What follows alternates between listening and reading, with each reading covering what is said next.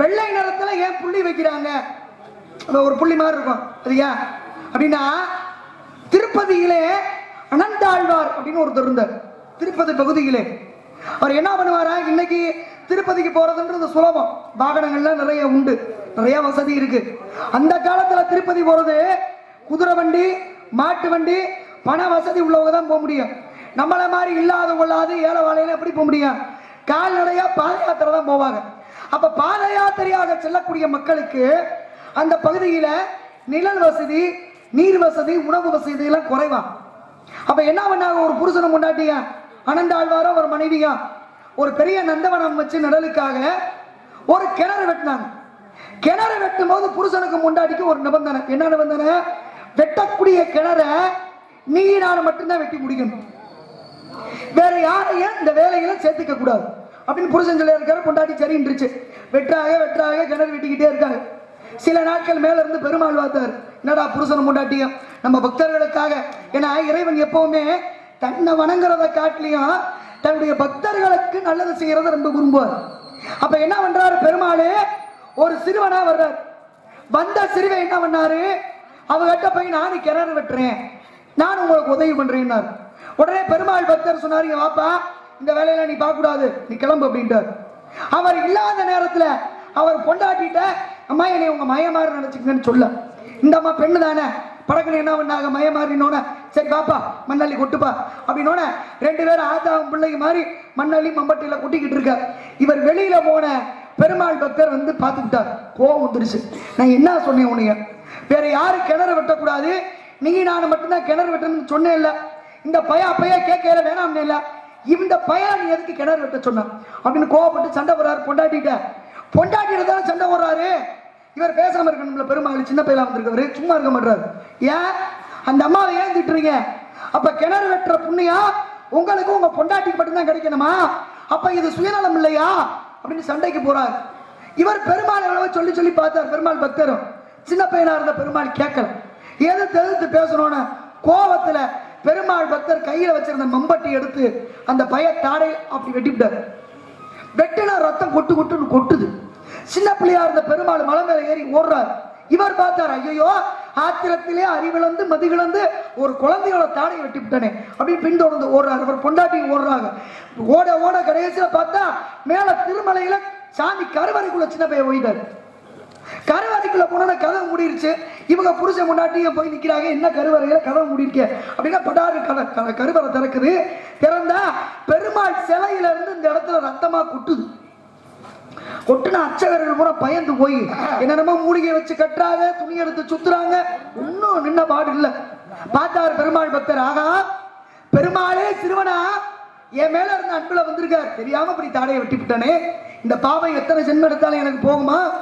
இனிமேல நான் உயிரோட வாழ மாட்டேன், இந்த உயிர் எனக்கு வேணாம்.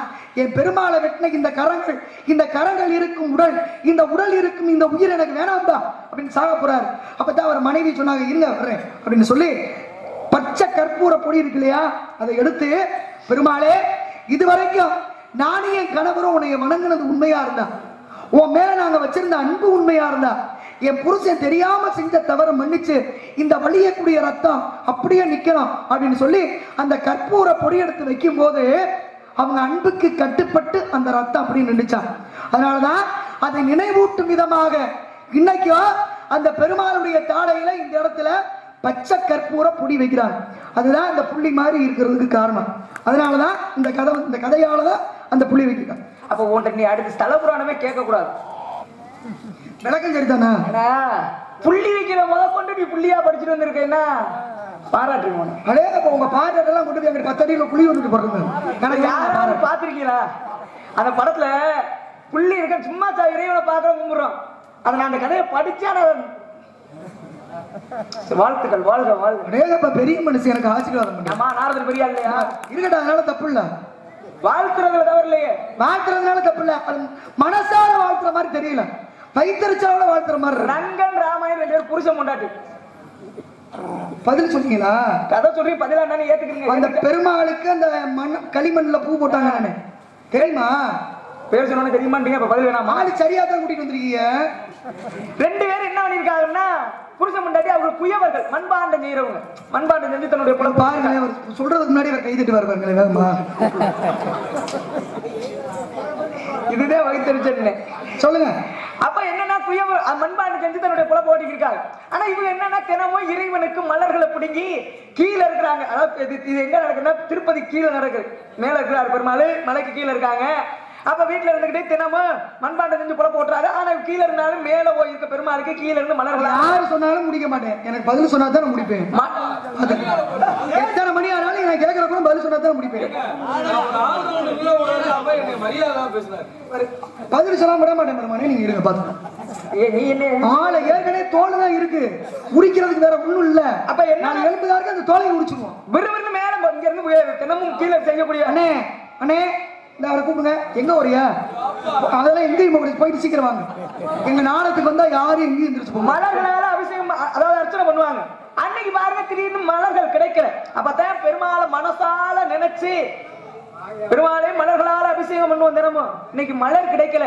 அப்ப எப்படி களிமண்ணால இவங்க 2 பேரும் கீழே மலர் இருந்தா தானே மேல கொண்டு அர்ச்சனை பண்ண முடியும். இவங்க மலர் கிடைக்கலன்னு சொல்லிவிட்டு அவங்க வீட்டுல பெருமாள் சிலை இருக்கு. அப்ப மலர் கிடைக்கல, ஆனா இருந்தாலும் அர்ச்சனை பண்ணலையேங்கிற ஒரு ஏக்கம் ஏத்துக்கல. அப்ப என்ன பண்றாங்க, கொஞ்சோன்னு களிமண் எடுத்து பூ மாதிரி நினைச்சு அப்படி பெருமாள் மேல போட்டுக்கிட்டே இருக்காங்க.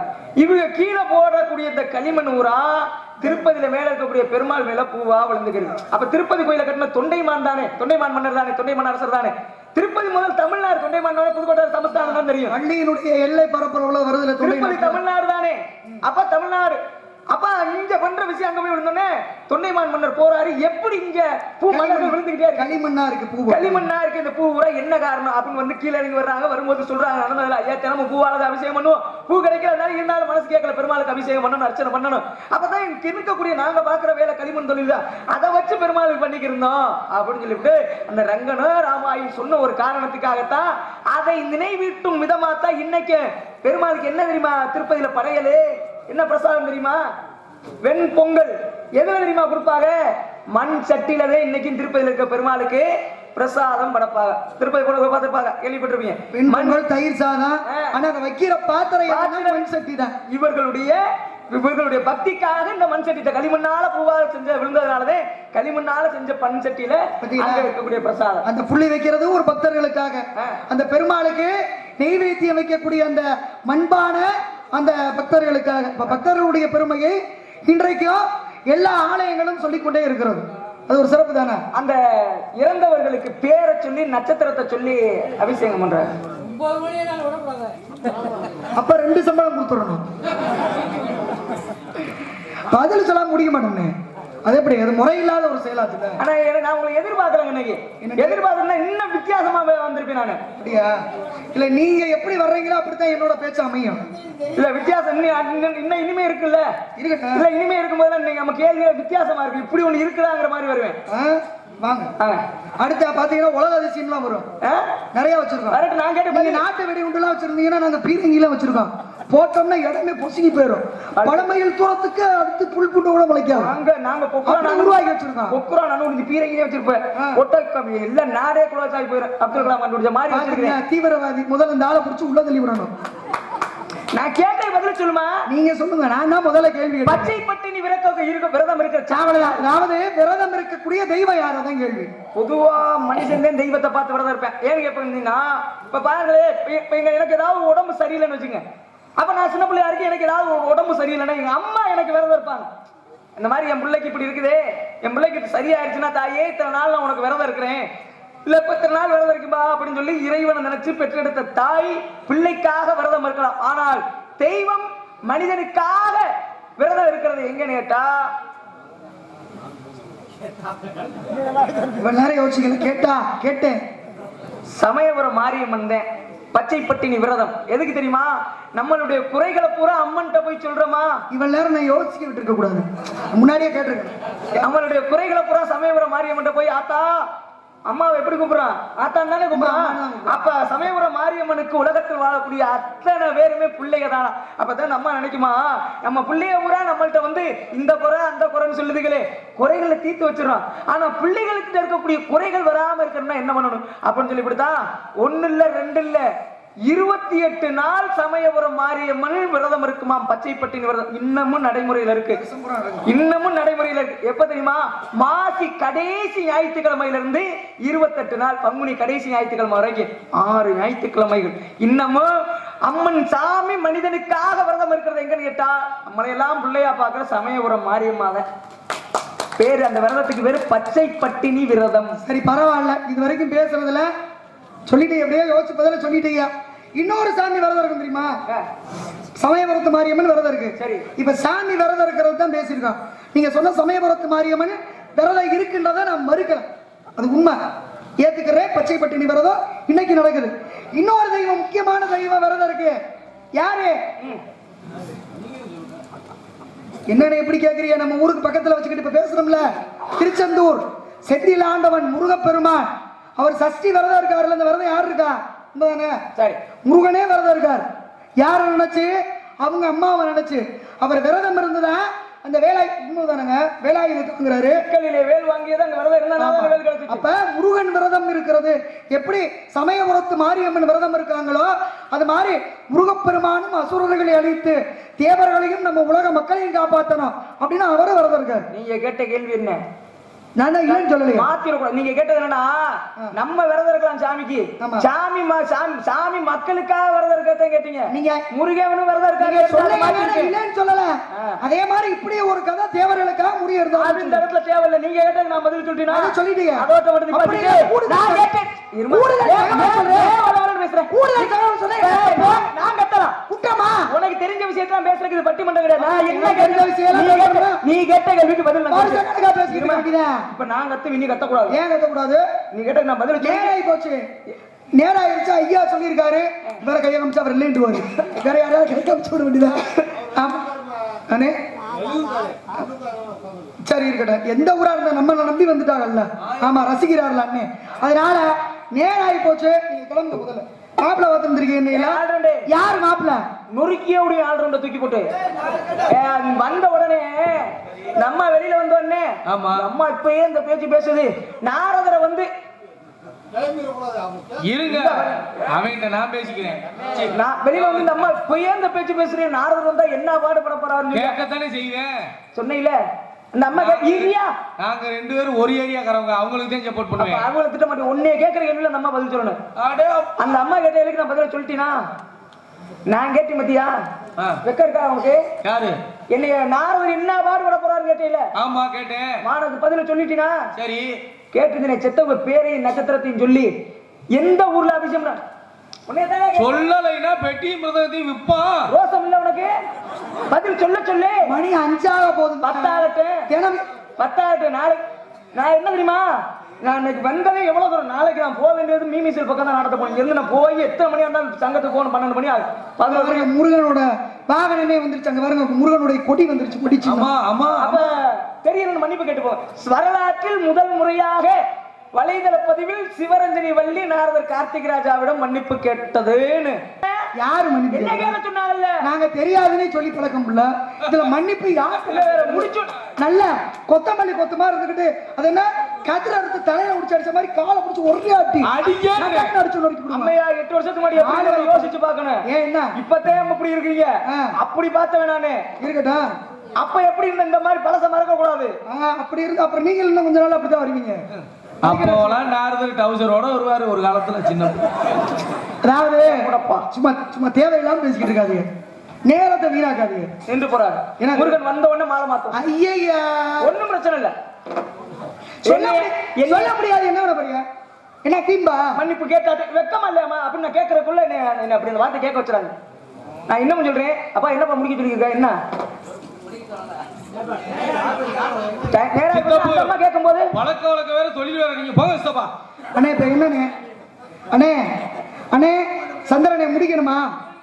முடிக்கணுமா? அப்ப முடிக்க மாட்டேன். பதில் சொல்லிட்டு தான் முடிப்பேன். வழியே வந்து மாட்டிக்கிட்டே சித்தப்பு. நீங்க முடிக்கலாம், முடிக்க மாட்டேன். நீங்க முடிக்காதீங்கன்னா நான் முடிப்பேன். எங்கிட்டாவது ஏதாவது ஒரு கதையை கொண்டாந்து கோர்த்து கொண்டாந்து நிப்பாட்டுன்னு வச்சுக்கிறேன். இல்ல அதெல்லாம் சொல்ல முடியாது. நான் சொல்ல போறது ஓரளவுக்கு இவங்க எல்லாத்துக்குமே தெரிஞ்ச விஷயம் தான். நீங்க கேட்கறது எங்க மக்கள் கொஞ்சம் பக்கத்துல அருகில் இருக்கக்கூடிய விஷயத்தை தான் நீங்க கேட்டிருக்கீங்க.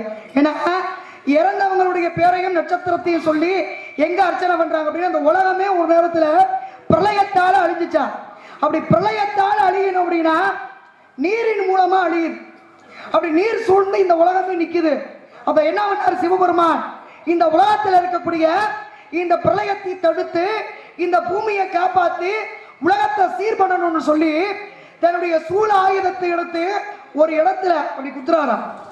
அப்படி குத்துன அந்த இடத்திற்கு அந்த துவாரத்துக்கு பேர் என்ன அப்படின்னா அந்த நீர் அப்படி சுழித்து சென்றதால அந்த இடத்திற்கு சுழி அப்படின்னு பேரு.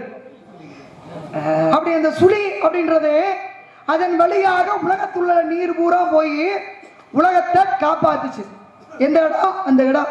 அதனால அங்க இருக்கக்கூடிய இறைவனுக்கு பேரு பிரளயத்தை தடுத்ததால் பிரளயநாதர், பூமியை காத்ததால் பூமிநாதர், ரமண மகரிஷியே பிறந்த ஊர். அதனாலதான் அந்த இடத்துக்கு அந்த சுழி ஏற்பட்டு உலகத்தை காப்பதனால திருச்சுழியல் அப்படின்னு பேரு. அன்னைக்கு திருச்சுழியல் சொன்ன ஊரை இன்னைக்கு திருச்சுழி அப்படின்னு சொல்றோம். அந்த திருச்சுழி என்று சொல்லக்கூடிய அங்க இருக்கக்கூடிய பூமிநாதருடைய ஆலயத்திலே தர்ப்பணம் கொடுப்பது மட்டுமல்லாமல் அங்க இருக்கக்கூடிய சிவனிடத்திலே அந்த இறந்தவங்களுடைய பேரையும் நட்சத்திரத்தையும் இன்னைக்கும் சொல்லி அர்ச்சனை பண்ணி விளக்க போட்டுட்டு வந்தா இறந்தவங்களுக்கு நல்லபடியா முக்தி கிடைத்து மோட்சம் கிடைத்து அவங்க ஆன்மா சாந்தியாகி சொர்க்கம் அடைந்து அவங்களுடைய பரம்பரையிலிருந்து வரக்கூடிய அத்தனை பிள்ளை குட்டி பேரம்பேத்தி அத்தனை பேரும் நல்லா இருப்பாங்க அப்படின்ற ஒரு நம்பிக்கை. அப்படி இறந்தவங்களுடைய பேரை சொல்லி நட்சத்திரத்தை சொல்லி அர்ச்சனை செய்யக்கூடிய ஆலயம் திருச்சுழிகள் பூமிநாதர் கோயில். வள்ளி அவர்கள் பதில சொல்லிட்டாங்க. சந்திரமோகன் கையை வெட்டா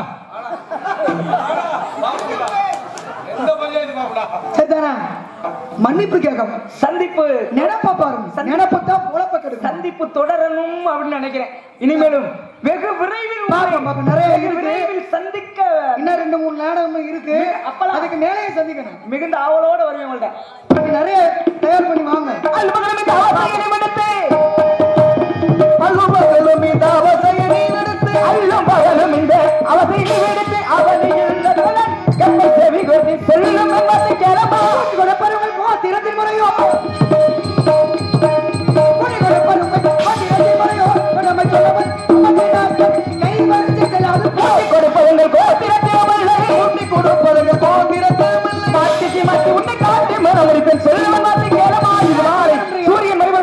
அடுத்த மேடை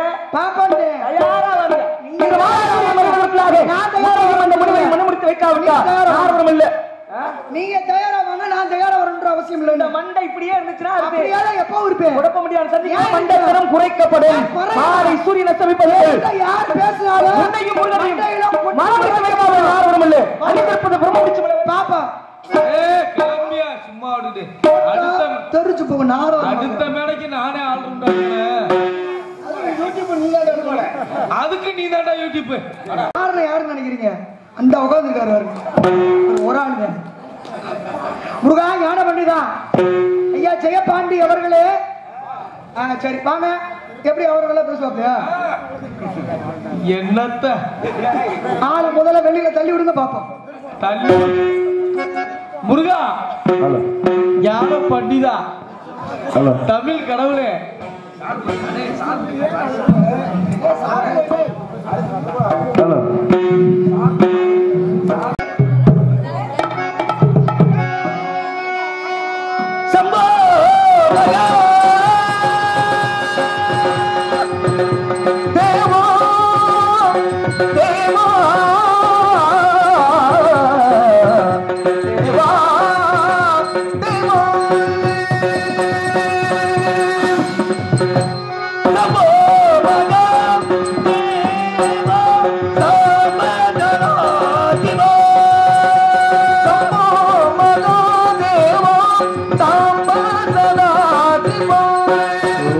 சிவாய நமக. ஓம் சக்தியாய நமக. ஓம் சிவாய நமக. நினைத்த போது நீ வர வேண்டும். வேளவன் வேளா நினைத்த போது நீ வர வேண்டும். வர வேண்டும்.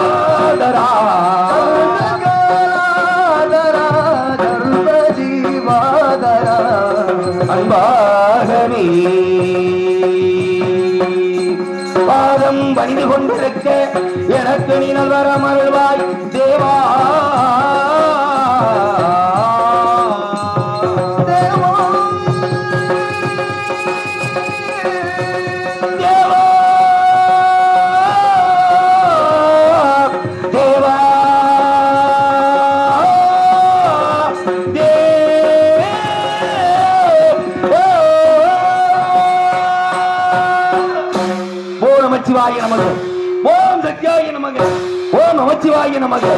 ஆதி சிருஷ்டியாவது முதல் அசுரனுக்கும் தேவர்களுக்கு பகர்வதன் காரணமாக அசுரமான சுக்கராச்சாரியார் சுரசியனும் ஆயை படைத்து அசுரங்களை கட்சியின் கட்டளையிட்டார். அதன்படி சுரசியாப்பட்டவள் கால நிமலப்படி காசிவ முனிவனும் கூடி முதல் ஜாமத்தில் சூரதமனையும், இரண்டாம் ஜாமத்தில் செங்கமோடையும், மூன்றாம் ஜாமத்தில் தாருகனையும், நான்காம் ஜாமத்தில் அஜமுகி என்ற பணியும் பெற்றார்கள். அவர்களோ அரணை குருதவம் முறிந்து அகோர வரங்கள் பெற்று விமலைக்கண்டு கர்வத்து விண்ணவரை சிரவைத்து பக்தரை விசித்து வந்தார்கள்.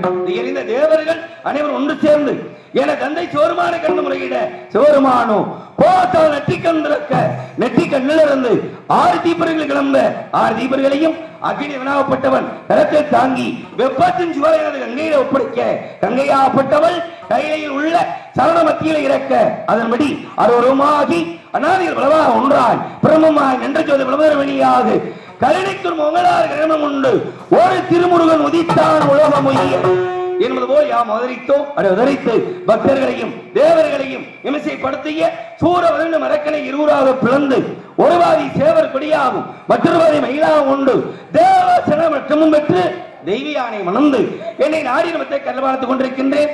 அதோ வீணாவான பிரியர் எளிய மைத்துனர் நாரதர் வந்து கொண்டிருக்கின்றார். இருந்தாலும் கூட வரவை எதிர்பார்ப்பதற்கு முன்பாக நாரதர் வரவை எதிர்பார்ப்பதற்கு முன்பாக இங்கு அதோ முருகப்பெருமாக நடத்தி கொண்டிருக்கின்ற அருமை அண்ணன் ஜெயபாண்டி அவர்களுக்கு பொன்னாடி போத்தி கௌரவப்படுத்தப்படுகிறது.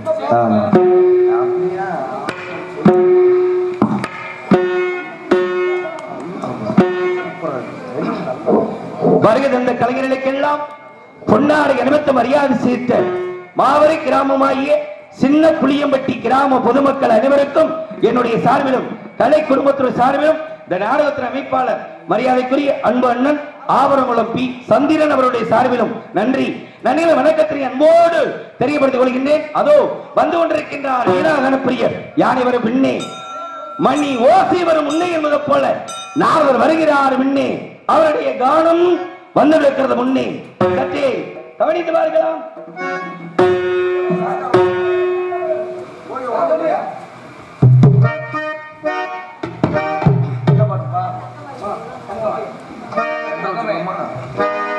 தங்கமயம் முருகன் சன்னிதானம்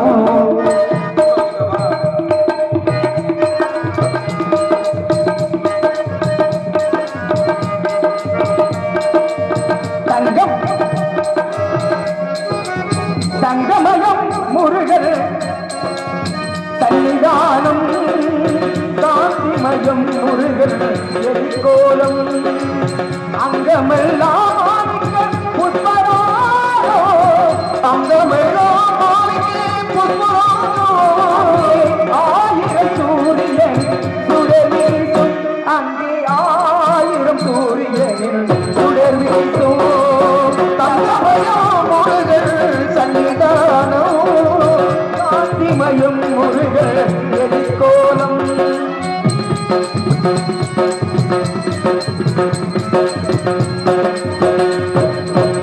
எங்கும் மனம் பரப்பும் மாலைகளே அவன் ஈராறு கைகளால் தாமரையே ஈராறு கைகள் தாமரையே எங்கும் மனம் பரப்பும் மாலைகளே அவன் ஈராறு கைகளால் தாமரையே திங்கள் முகம் மரமும் புன்னகையே திங்கள் முகம் மரமும்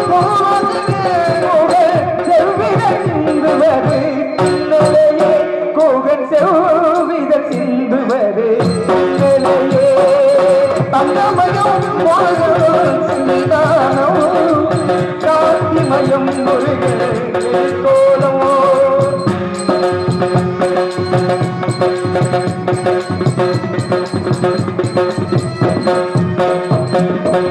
கருணை மலை பொழியும் கருவிகள் அந்த காட்டில் தோன்றுவது பெருவழிகள் கருணை மலை பொழியும் கருவிகள் அந்த காட்சிகள் தோன்றுவது புல்வெளிகள் அமுதம் கூடி வரும் திருவழிகள் அமுதம் கூடி வரும் திருமணிகள் அவை அடைக்கலம் என்பார் அவை அடைக்கலம் என்பார்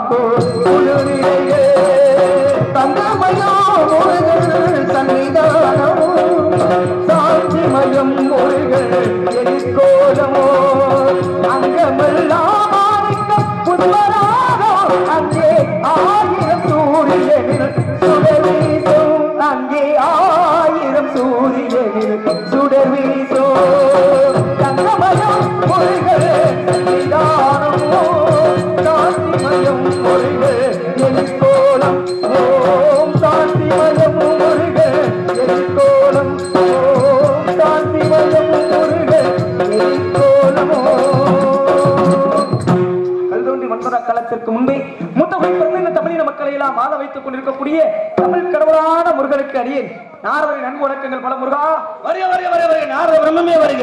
உங்களுடைய வருகை நல்வரவாறு கட்டும் இருந்தால் தாங்கள் வந்தவுடனே இந்த கலிதோத்திரம் மேலும் பெருமடைகின்றது. வந்தாரை வரவேற்பது தமிழை வன்பாடு தமிழ் கடவுளாய் ஏற்றவங்களை வரவேற்காமல் இருக்க முடியுமா? ஆகிய நேரத்தை எப்பேற்பட்ட வரவேற்புகளை பொறிக்க வேண்டும் என்று பார்க்கின்ற பொழுது இனிதான் சுரம் யானை இசை மேதையே இசை மேதையே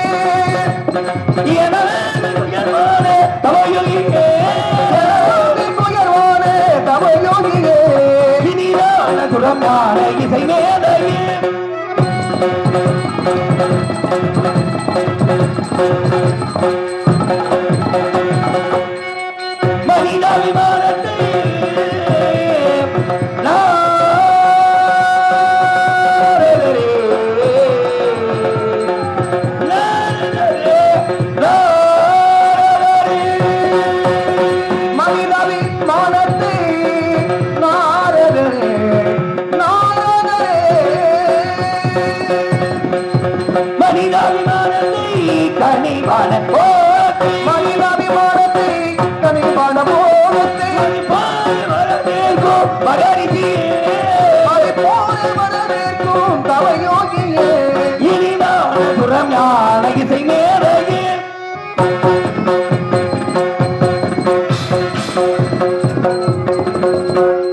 அரண்மாலையர் சுடர்மானுடன் அனைவருக்கும் நல்லவரே அகங்காரரின் குணம் கொள்கையை அளித்திட வல்லவரே. அரண்மாலையர் சுடன் ஞானியர் அனைவருக்கும் நல்லவரே அகங்காரனும் குணம் கொள்கையை அடக்கிட வல்லவரே.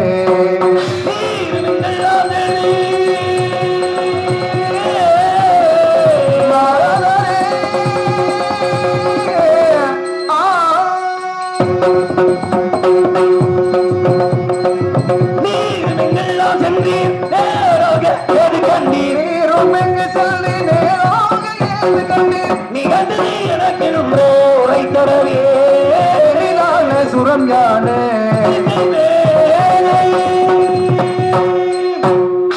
சென்றீர்கள், என்னென்ன கண்டீர்கள், கண்ட இடத்தில் என்னென்ன விஷயமெல்லாம் தெரிந்து கொண்டீர்கள் என்பதை எடுத்து கூறுங்கள். வேள்விமலை சாரலிலே அற்புதமான கனி ஒன்றை கண்டேன். கனியை கண்டதும் கந்தனுடைய ஞாபகம் வந்தது. ஓடோடி வந்து விட்டேன் முருகா. ஏற்கனவே கொண்டு வந்தீர்கள், இன்று கண்டு வந்திருக்கின்றீர்கள். கொண்டு வந்ததனால் கிடைத்தது பழம்னி என்ற ஸ்தாபனம். கொண்டு வந்ததனால ஒரு வீடு கிடைச்சிச்சு. அதுலயும் உங்களுக்கு ஒரு மனக்குறைவு இருக்குமே. என்ன என்னதே கனி கண்டு வந்தாலும் உங்களுக்கு அன்னைக்கு கோவணத்தோட நிக்க வச்சானே நாரதர் அப்படிங்கிற ஒரு எண்ணம் இருக்கும். ஏன்னா ஆரம்பம் கலகமா இருந்தாலும் முடிவுல நன்மையா இருக்கும். கண்டிப்பாக அப்படின்றது தெரியும். ஒரு வேலை அந்த கனி கிடைக்காவிட்டாலும் பழமணி என்ற ஸ்தாபனம் ஒரு கிட்டியது. அது போல இன்று இந்த கனி ஒரு வேலை கிடைக்காமல் போனாலும் எண்ணத்துக்கு போயிடக்கூடாது. கண்டிப்பா கிடைக்கும். கொண்டு வந்ததுனால ஒரு வீடு கிடைச்சிச்சு, கண்டு வந்ததினாலும் ஒரு வீடு அமைய இருக்கிறது என்று தாங்கள் ஊரலை பார்க்கின்ற பொழுது தாங்கள் வார்த்திருக்கிற சாதாரண கனியா இருக்காது. கனியினுடைய பெருமைகளை மகத்துவங்களுக்கு முடிய நாவால் எடுத்து கூறுங்கள். சக்கரவாக ராகத்திலே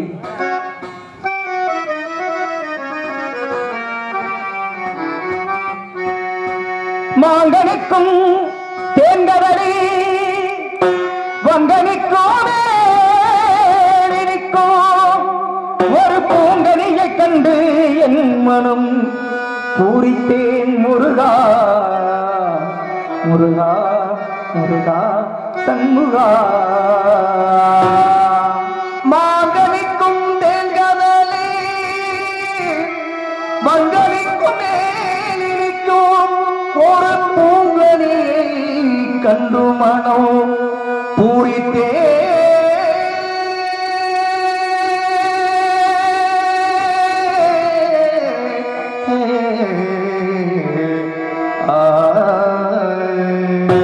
அக்கறையை இக்கணமே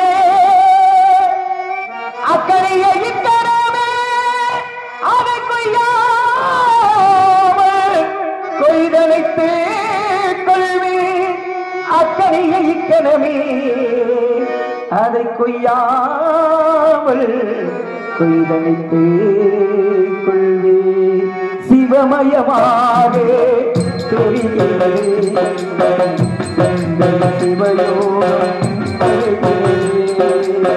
சிவமயமாக தெரிகிறது எங்கள் சிந்தையில் சிவயோகம் வருகிறது புவனங்களால் அண்ணாமலையே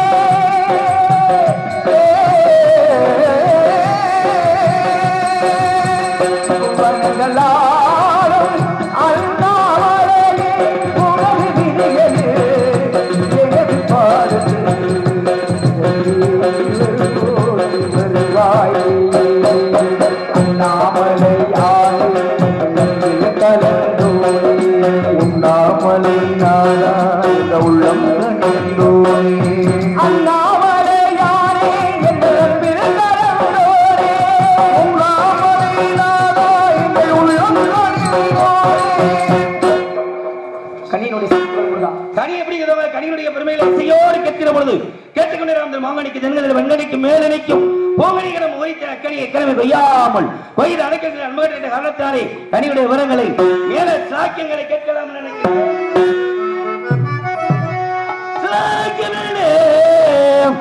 முனியே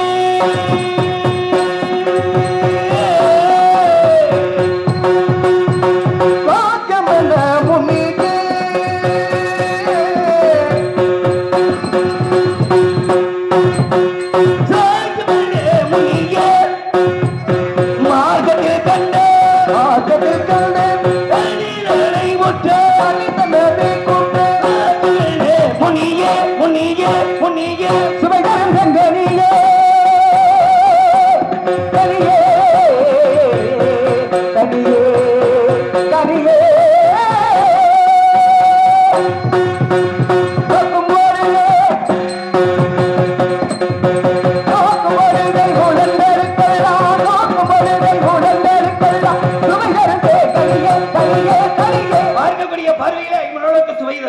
கண்ணால் பார்க்கலாம், காதால் கேட்கலாம், நாசியால் நுகரலாம், நாவால் சுவைக்கலாம், உள்ளத்தால் நினைக்கலாம். ஆக ஐம்பது கனியை இது நேரம் அந்த பட்சிகள்